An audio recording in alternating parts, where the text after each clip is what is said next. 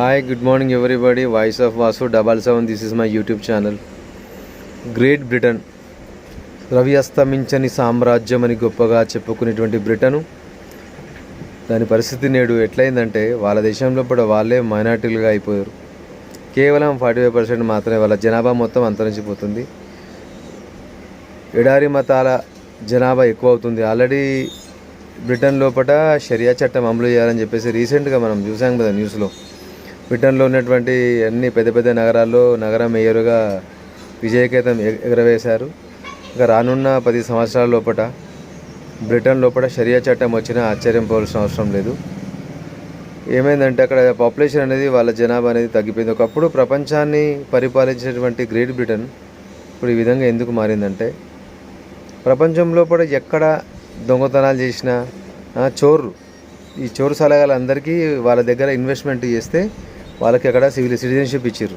ఎగ్జాంపుల్కి మన liquor king ఉన్నాడు కదా, విజయమాల్యా కానీ నీరవ్ మోడీ లాంటి వాళ్ళు ఉన్నారు కదా, వాళ్ళ దేశం లోపల వాళ్ళ ఆర్థిక వ్యవస్థకు అభివృద్ధి చేయడానికి ఎంతో కొంత ఇన్వెస్ట్మెంట్ చేస్తే వీళ్ళకి ఎలాంటి రెడ్ కార్నర్స్ నోటీసులు జారీ చేసినా కానీ ఇంటర్పోల్ వాళ్ళు వచ్చి అరెస్ట్ చేయడానికి అధికారం లేదు వాళ్ళ దేశ చట్టాల ప్రకారం. ఎందుకంటే వీళ్ళు మా దేశం లోపల మా ఆర్థిక అభివృద్ధులు పురోగభివృద్ధికి తోడ్పడుతున్నారు ఇతర దేశస్తులు, కాబట్టి వాళ్ళకి మేము పౌరసత్వాన్ని ఇచ్చాము, కాబట్టి వాళ్ళని అరెస్ట్ చేసి మీ దేశానికి ఇవ్వలేమని కరాఖండి ఎన్నోసార్లు చెప్పారు కదా.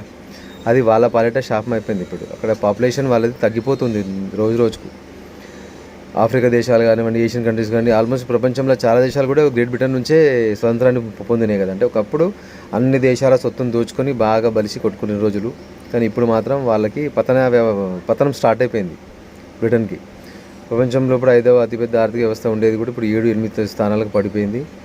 ఇంకా రానున్న రోజుల్లోపల బ్రిటన్ ఒక పూర్తి స్థాయి మెజారిటీ ముస్లిం దేశంగా మారిపోయే అవకాశం ఉంది. మనం చూస్తాం ఖచ్చితంగా ఒక 10 years 15 years లోపలనే.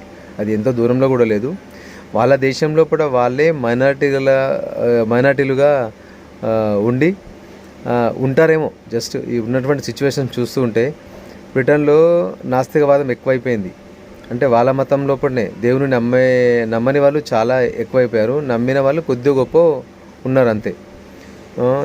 ఎలాంటి వర్క్ చేయరు, పని చేయరు, సోమరిపోతులు. ఇతర దేశాల దగ్గర నుంచి కొల్లగొట్టినటువంటి డబ్బులతోని జలసాలు చేసి ఇన్ని రోజులు ఎట్లా కాలం గడిపారు. కానీ రానున్న కాలం వాళ్ళకి చాలా గడ్డు పరిస్థితులు ఉంటాయి ముందు. వాళ్ళ దేశంలో ఇప్పుడు వాళ్ళే మైనార్టీలుగా ఉండాలి. మెజారిటీ మొత్తం ఎడారి మతస్థులదే అయిపోతుంది. వాళ్ళే షరియా చట్టాలు కావాలని చెప్పేసి వీళ్ళపైనకి దాడులు చేసే అవకాశం ఉంది. ఇప్పటికే బ్రిటన్ లోపల క్రిస్టియన్ అమ్మాయిలని కాలేజీ లోపల హరాస్మెంట్ చేయడం, ర్యాంక్ చేయడం లాంటివి జరుగుతూ ఉన్నాయి. న్యూస్లు అక్కడక్కడ వస్తూ ఉన్నాయి. కాబట్టి ప్రపంచాన్ని పరిపాలించినటువంటి దేశం కూడా పతన మంచున ఉంది కదా. బండ్లు గోడలు బండ్లు గోడడం అంటే ఇదే.